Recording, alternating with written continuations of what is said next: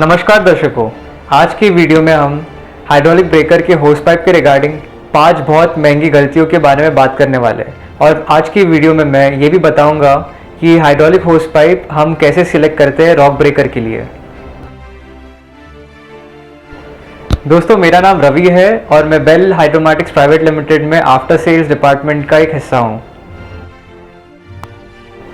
तो दोस्तों, मैंने कई बार देखा है कि हाइड्रोलिक रॉक ब्रेकर के सिस्टम में अक्सर लोग पाइपिंग किट को उतना इम्पोर्टेंस नहीं देते जितना हाइड्रोलिक रॉक ब्रेकर को देते हैं।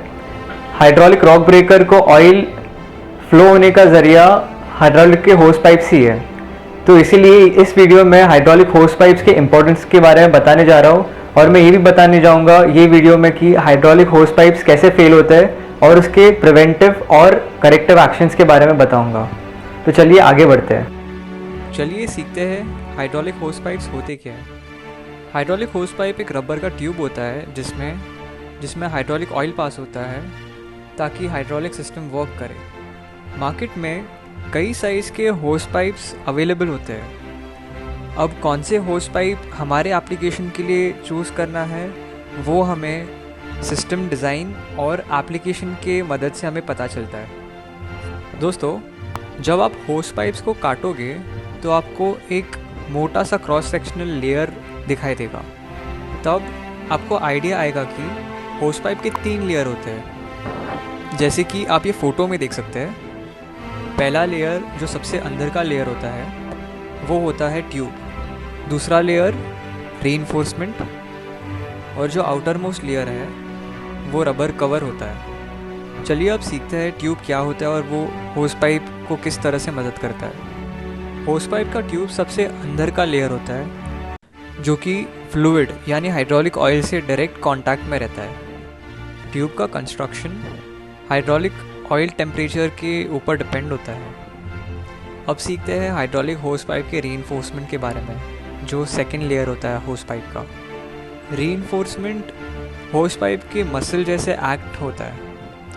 वो होस पाइप को स्ट्रेंथ प्रोवाइड करता है। अब जैसे आपको भी पता है कि हाइड्रोलिक रॉक ब्रेकर सिस्टम 150 से 200 बार प्रेशर तक ऑपरेट होता है। अब वही प्रेशर को रेजिस्ट करने के लिए होस पाइप के अंदर जो रीइंफोर्समेंट है उसका काम आता है। रीइंफोर्समेंट 3 कंस्ट्रक्शन टाइप्स में आता है। पहला है ब्रेडेड, दूसरा है स्पाइरल्ड और तीसरा है हेलिकल टाइप में। ब्रेडेड रीइंफोर्समेंट में बहुत सारे स्टील वायर्स को क्रिस क्रॉस पैटर्न में फिट किया जाता है होस के अंदर। मेटल वायर के क्रिस क्रॉस पैटर्न की वजह से होस के ट्यूब को स्ट्रेंथन किया जाता है। अब यही मेटालिक ब्रेड्स कई मेटल के वेरिएंट्स में आते हैं, लेकिन कॉमनली यूज्ड मटेरियल ब्रॉन्ज और स्टेनलेस स्टील होता है। अब सीखते हैं स्पाइरल टाइप रीइंफोर्समेंट के बारे में। इस टाइप के रीइंफोर्समेंट में crisscrossed metal wires use नहीं करते,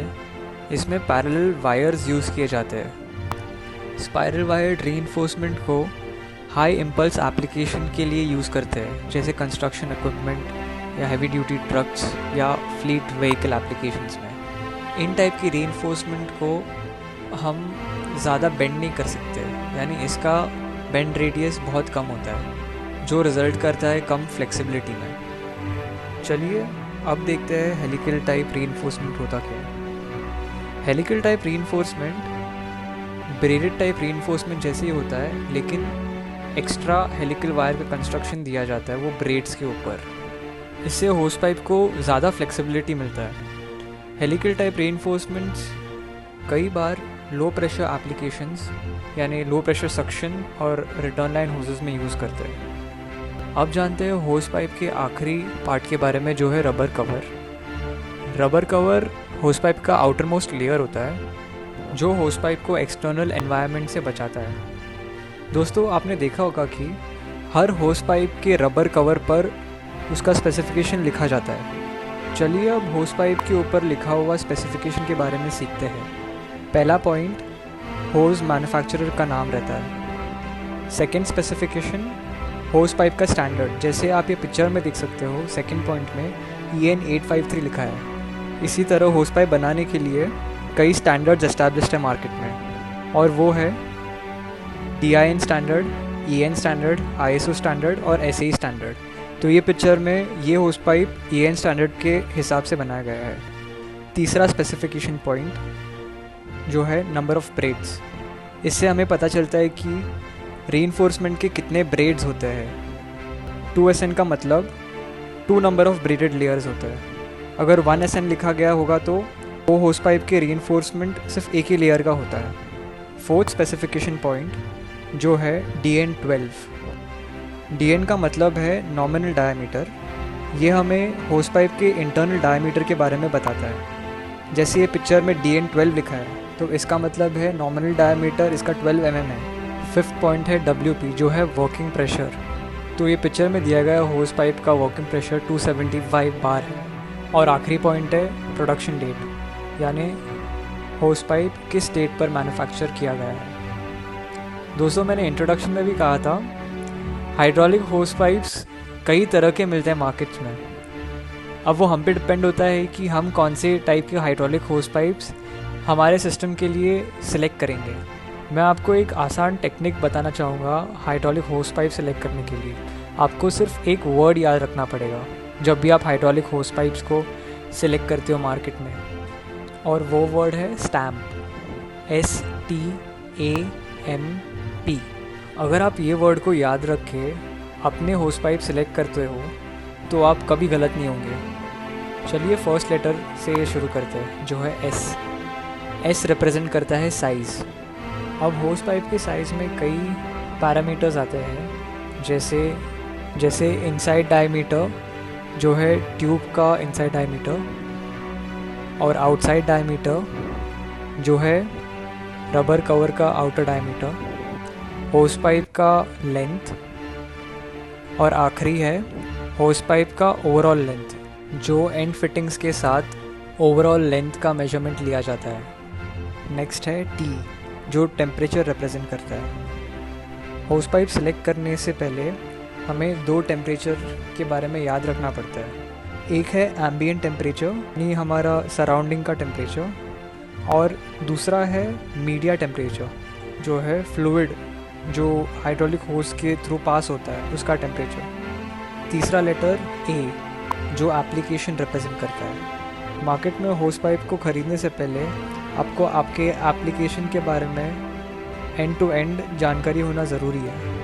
अगर हमें एप्लीकेशन के बारे में जानकारी है तो हमें क्रिटिकल चेक्स के बारे में पता चलता है, और उनमें से थोड़े क्रिटिकल चेक्स ये है। पहला, कौन से एनवायरनमेंट में यूज़ किया जा रहा है वो होस पाइप। दूसरा, हमें चेक करना है कि वो होस पाइप पे कोई मैकेनिकल लोड अप्लाई हो रहा है या नहीं। तीसरा, होस पाइप को राउटिंग करने के लिए सफिशिएंट जगह मिल रहा है या नहीं।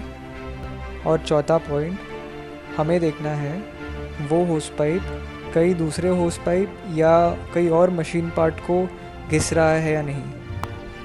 चौथा लेटर है M यानी मटेरियल। हमारे केस में मटेरियल हाइड्रोलिक ऑयल ही होगा क्योंकि हाइड्रोलिक रॉक ब्रेकर को चलाने के लिए हाइड्रोलिक ऑयल यूज़ किया जाता है। आखिरी लेटर है P यानी प्रेशर। हमें ये जानना ज़रूरी है कि हाइड्रोलिक ब्रेकर चलाने के लिए कितना वर्किंग प्रेशर चाहिए रहेगा, उसके हिसाब से हम होस पाइप सेलेक्ट करते हैं। अक्सर हाइड्रोलिक प्रेशर ब्रेकर चलाने के लिए 150 से लेके 200 बार रहता है। दोस्तों, आप सभी को पता है कि हाइड्रोलिक ब्रेकर चलाने के लिए प्रेशराइज्ड हाइड्रोलिक ऑयल की ज़रूरत पड़ती है, और वही प्रेशराइज्ड हाइड्रोलिक ऑयल ब्रेकर को होस पाइप्स के ज़रिए आता है। अभी मैं बताऊंगा हाइड्रोलिक होस pipes hydraulic rock breaker system में कहाँ लगाए जाते हैं। 2 होस पाइप्स ब्रेकर के दोनों पोर्ट्स पर लगाए जाते हैं जो है इनपोर्ट और आउटपोर्ट। बाकी के होस पाइप्स मशीन के आर्म और बूम पे लगाया जाता है। होस पाइप्स हम हाइड्रोलिक ब्रेकर पे इसीलिए लगाते हैं क्योंकि मशीन के आर्म और बूम को फ्री मूवमेंट की ज़रूरत होती है, तो इसी कारण होस पाइप्स को लगाने पर मशीन के आर्म और बूम के मूवमेंट रिस्ट्रिक्टेड नहीं होता है। अगर इन्हीं होस पाइप्स की जगह मेटल पाइप्स या कोई और नॉन फ्लेक्सिबल पाइप्स लगाते तो उसी टाइम मशीन के आर्म और बूम के मूवमेंट की वजह से टूटकर नीचे गिर जाते। दोस्तों, अब सीखते हैं होस पाइप्स किस वजह से फेल होते हैं और साथ ही साथ होस पाइप ना फेल होने के लिए क्या प्रिवेंटिव एक्शंस लेने पड़ते हैं, और अगर होस पाइप फेल हो गया तो क्या करेक्टिव एक्शंस लेने पड़ेंगे हमें। चलिए अब सीखते हैं उनके बारे में। पहला है कवर इरोजन। आपने ब्रेकर की पाइपलाइन में कई बार देखा होगा कि थोड़े होजेस के रबर कवर निकल जाते हैं, रीइंफोर्समेंट लेयर विजिबल हो जाते हैं, और इनके कारण है होस पाइप उनके पास वाले मशीन पार्ट को रब करके बहुत बार होस पाइप्स घिस जाते हैं। अब ये प्रिवेंट करने के लिए प्लास्टिक एब्रेशन गार्ड्स यूज़ करने पड़ेंगे। अगर आपको होस पाइप्स हल्के से घिसे हुए दिखे तो उन पर प्लास्टिक एब्रेशन गार्ड डाल सकते हैं ताकि वो और ना घिसे। अगर आपको लगे कि होस पाइप ज़्यादा ही घिस गए हैं तो आपको होस पाइप चेंज करने की नौबत आ सकती है। दूसरा फेलियर मोड यही है, अगर होस पाइप कहीं बीच से फट गया हो तो उसके बहुत कारण हो सकते हैं। उनमें से पहला कारण है, अगर हम होस पाइप को स्पेसिफाइड प्रेशर से ज़्यादा प्रेशर यूज़ करते हैं वो एप्लीकेशन के लिए, तो चांसेस है कि हाइड्रोलिक होस पाइप बीच से फटे। इसका बस यही प्रिवेंटिव एक्शन है कि एप्लीकेशन के प्रेशर रेटिंग के हिसाब से ही हमें होस पाइप सिलेक्ट करना है। इसका करेक्टिव एक्शन, अगर आपको होस कई सिस्टम में फटे हुए दिखे तो आपको तुरंत ही रिप्लेस करना पड़ेगा। और ये फेलियर का दूसरा कारण होस पाइप के अब्रप्ट मूवमेंट की वजह से हो सकता है।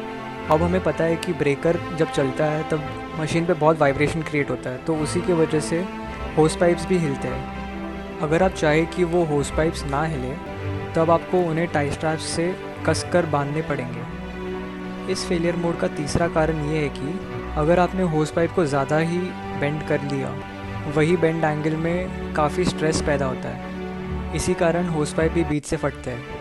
इसलिए मैं ये सलाह देना चाहता हूँ कि जब भी आप होस पाइप्स यूज़ करोगे उससे पहले आपको वो होस पाइप्स जहाँ क्लैंप होंगे उसका प्रॉपर मेजरमेंट लेना पड़ेगा। चलिए अब देखते हैं अगला फेलियर मोड क्या है। होस पाइप्स बस्ट होते हैं कपलिंग एंड से, यानी एंड कनेक्शन जहाँ क्रिम्प्ड होते हैं वहाँ से होस पाइप फट जाते हैं। इसके कई कारण होते हैं, जैसे अगर हम सही तरह के फिटिंग यूज़ नहीं करेंगे और वो क्रिम्पिंग एरिया बेंड करेंगे तो क्रिम्पिंग धीरे धीरे लूज़ होते जाता है। और दूसरा कारण ये है कि अगर हम ओवर क्रिम्पिंग भी करें तो वो होस का एरिया डैमेज हो जाता है। तो इसके प्रिवेंटिव एक्शन यही होंगे कि सही टाइप के एंड कनेक्शन चूज़ कीजिए। जैसे जहाँ आपको एंड कनेक्शन पर 90 डिग्री की बेंड की ज़रूरत है तो वहाँ आपको वही फिटिंग लगाना पड़ेगा। और होस पाइप ख़रीदने से पहले आपको क्रिम्पिंग का हेल्थ चेक करना पड़ेगा। अगर आपका होस पाइप ऑलरेडी फट चुका है क्रिम्पिंग एंड से, हम वही होस पाइप को इम्प्रोवाइज़ करके यूज़ कर सकते हैं। अब जानते हैं कैसे। होस पाइप का लेंथ इंक्रीज़ कीजिए ताकि आपका क्रिम्पिंग साइड पर स्ट्रेस ना पड़े। दूसरा करेक्टिव एक्शन ये है कि होस पाइप के फटे हुए एरिया को काटकर नया एंड कनेक्शन क्रिम करके यूज़ कर सकते हो। चलिए दोस्तों, अब फोर्थ फेलियर मोड के बारे में सीखते हैं, और वो है होस पाइप के एंड फिटिंग के साइड से हाइड्रोलिक ऑयल का लीकेज होना। इसके बहुत सारे कारण हो सकते हैं। उनमें से पहला है मिसिंग ओरिंग। कई बार एंड फिटिंग के एंट्री पर ओरिंग्स दिया जाता है। जब हम नया हाइड्रोलिक सिस्टम सेटअप करते हैं उस टाइम पर हो सकता है कि ओरिंग्स नीचे गिर जाए, इसी वजह से एंड फिटिंग से लीकेज होना स्टार्ट होता है। तो दोस्तों हमेशा चेक कीजिए होस पाइप फिट करने से पहले ओरिंग अपने सही जगह है या नहीं। और दूसरा कारण एंड फिटिंग के थ्रेड डैमेज होने के कारण लीकेज के चांसेस होते हैं। होस पाइप ख़रीदने से पहले मैं ये सलाह देना चाहता हूँ कि चेक कीजिए कहीं एंड फिटिंग के सीटिंग एंगल पर बर है या नहीं। और तीसरा कारण ओवर टॉर्किंग या अंडर टॉर्किंग हो सकता है। जब भी कोई टेक्नीशियन हाइड्रोलिक ब्रेकर का पाइपिंग करता है उस समय हमेशा पता रहना चाहिए कि होस पाइप फिट करने के लिए कितना मैकेनिकल टॉर्क दिया जाता है। अगर इस चीज़ की जानकारी ना हो तो अंडर टॉर्किंग या ओवर टॉर्किंग का नौबत आ सकता है एंड फिटिंग्स पर। इसी कारण एंड फिटिंग्स के वजह से लीकेज स्टार्ट होता है। Failure mode and corrective action के आखिरी पॉइंट के बारे में जानते हैं, चलिए, और वो है होस के रबर कवर पर क्रैक्स आना। और उसके कई कारण हैं। पहला कारण है हीट। अगर आपका होस पाइप कहीं हीटेड जगह पर प्लेस्ड है तो चांसेस है आपके होस पाइप पर छोटे क्रैक्स आ सकते हैं। और दूसरा कारण, अगर होस पाइप को नॉमिनल बेंड रेडियस से ज़्यादा बेंड करके कई साल यूज़ करेंगे तो भी होस पाइप पर क्रैक्स आने के चांसेस बढ़ते हैं। तो इसका प्रिवेंटिव एक्शन ये होगा कि होस पाइप पर एब्रेसिव रबर गार्ड्स लगाइए ताकि होस पाइप पर क्रैक्स ना आए। और उसका करेक्टिव एक्शन यही होगा कि अगर होस पाइप पर ज़्यादा ही बेंड आए तो आपको होस पाइप रिप्लेस करना पड़ेगा और वो होस पाइप को सिलेक्ट करना पड़ेगा जो वो टेम्परेचर सस्टेन कर पाए। एक और सोल्यूशन ये है कि आप होस पाइप को अलग जगह रीरूट कर सकते हैं। तो दोस्तों, मैं उम्मीद करता हूँ कि मेरे कहे हुए पॉइंट्स आपको हेल्पफुल रहे और मैं आपको यही सलाह देना चाहता हूँ कि अगर आपको लगे कोई इंसान होस पाइप्स का सही इस्तेमाल नहीं कर रहा है या उन्हें होस पाइप के बारे में ज़्यादा जानकारी नहीं है तो प्लीज़ ये वीडियो उन्हें शेयर कीजिए। धन्यवाद दोस्तों, ये वीडियो आखिर तक देखने के लिए। इस वीडियो को ज़रूर लाइक कीजिए और हमारी यूट्यूब चैनल को सब्सक्राइब कीजिए। और अर्थ मूविंग मशीन के अटैचमेंट के बारे में अपडेटेड रहने के लिए आप हमारे फेसबुक के चैनल को लाइक कर सकते हैं। फिर मिलते हैं अगले वीडियो में। Thank you.